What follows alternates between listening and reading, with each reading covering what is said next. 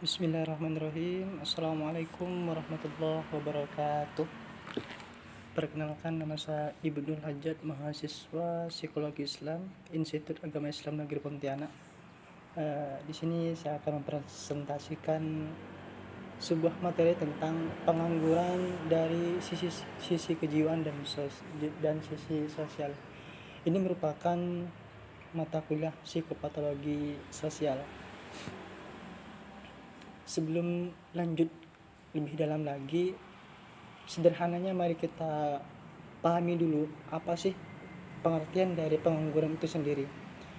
Pengangguran adalah sebutan untuk angkatan kerja penduduk berumur 15 sampai 16 tahun sampai 65 tahun yang tidak bekerja sama sekali atau sedang mencari pekerjaan. Orang yang tidak sedang mencari pekerja contohnya seperti ibu rumah tangga, siswa SMP, SMA, mahasiswa perguruan tinggi, dan sebagainya, yang karena suatu hal tidak membutuhkan pekerjaan. Pengangguran biasanya disebabkan karena jumlah angkatan kerja tidak sebanding dengan jumlah lapangan kerja yang ada. Terus ada beberapa jenis pengangguran. Pertama, pengangguran terbuka, pengangguran terselubung, pengangguran siklikal, pengangguran struktural, pengangguran friksional, pengangguran teknologi, pengangguran musiman, dan terakhir yaitu setengah pengangguran. Itu tadi merupakan jenis pengangguran yang saat ini berada di negara Indonesia tentunya. Terus ada juga penyebab pengangguran. Apa saja? Meningkatnya jumlah pengangguran dapat disebabkan oleh beberapa hal.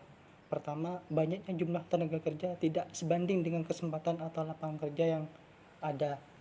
Terus rendahnya tingkat pendidikan, kurangnya keterampilan yang tidak dimiliki pelamar kerja sehingga tidak memenuhi kriteria lowongan pekerjaan yang akan ditempati. Terus ada kemajuan teknologi yang pada akhirnya dapat menggantikan tenaga dari kerja manusia. Yang terakhir yaitu resesi ekonomi. Terus tenaga kerja antar daerah dimanfaatkan secara tidak seimbang. Terus pemerintah yang membuat kebijakan untuk menghentikan pengiriman TKI ke luar negeri. Persaingan pasar global, banyak perusahaan, terutama perusahaan asing di Indonesia, yang lebih memilih menggunakan tenaga kerja dari negara lain dibandingkan tenaga kerja lokal karena tidak dinilai memiliki kemampuan yang memadai. Poin terakhir ini saya rasa di Indonesia sedang marak-maraknya sehingga tenaga kerja dari negara sendiri tidak sering digunakan. Terus ada juga upaya untuk mengatasi pengangguran itu sendiri. Sering berjalannya waktu, jumlah pengangguran kian terus bertambah. Untuk menjaga hal tersebut, ada beberapa cara yang dapat dilakukan untuk mengatasi pengangguran. Pertama, kita harus memperluas lapangan pekerjaan dengan cara meningkatkan ekspor, mendorong ekspor, menyediakan sarana dan prasarana, terus memperluas produksi, menggiatkan program padat karya. Terus yang kedua, mengurangi urbanisasi agar penyebaran tenaga kerja seimbang dan mengurangi pengangguran di kota-kota besar. Terus yang ketiga, memperbaiki mutu pendidikan agar masyarakat memiliki tingkat pendidikan yang setara dan untuk memberikan keseimbangan antara dunia kerja dan dunia pekerjaan. Yang keempat, penggunaan teknologi yang disesuaikan dengan sifat padat karya. Yang kelima, memperbanyak penyelenggaraan job fair dan magang melalui kerjasama dengan perusahaan dan kampus agar informasi tentang lowongan kerja dapat tersebar luas sehingga dapat diketahui oleh kalangan masyarakat luas. Yang keenam, mengendalikan laju pertumbuhan penduduk yang dapat dilakukan dengan program keluarga berencana. Ini merupakan salah satu upaya untuk mengurangi pengangguran. Terus apa saja dampak pengangguran itu sendiri? Nah, semakin banyak pengangguran yang ada di suatu negara tentu akan memberikan dampak negatif tertentu, yaitu seperti pengangguran terhadap perekonomian negara, terhadap masyarakat, dan juga yang lebih penting sesuai dengan tema materi kita hari ini, dampak pengangguran terhadap kesehatan mental dalam jangka pendek.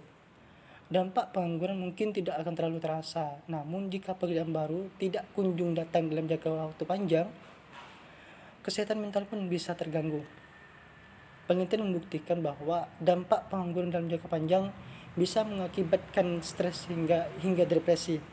Bahkan kondisi ini dapat berujung pada kematian.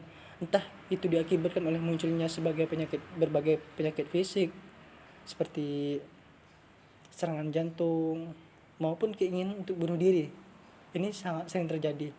Dampak pengangguran ini bisa muncul karena berbagai hal seperti berikut ini. Pertama, penurunan standar hidup. Yang kedua, rasa tidak aman terhadap kondisi finansial karena kita tidak memiliki harta apapun, sehingga kita sendiri tidak merasa aman hidup di dunia. Terus yang ketiga, penurunan kepercayaan diri. Terus merasa tidak punya teman. Nah, seakan-akan kita merasa asing di lingkungan kita sendiri karena dampak dari pengangguran tersebut. Terus pengaruh terhadap sosial kita. Pertama, perasaan rendah diri, meningkatnya tindakan kriminal, persentase kemiskinan semakin melonjak. Terus tingginya angka anak putus sekolah. Bahkan banyak saat ini anak yang selayaknya bisa berpendidikan malah mereka banyak di pinggir jalan biasa mengemis, mengungut sampah dan lain sebagainya hanya demi melanjuti kehidupan mereka. Mungkin itu saja yang dapat saya sampaikan dari materi sekarang ini. Apabila ada kekurangan ataupun kesalahan, saya pribadi mohon kritik dan saran. Wabillahi taufiq wal hidayah. Assalamualaikum warahmatullahi wabarakatuh.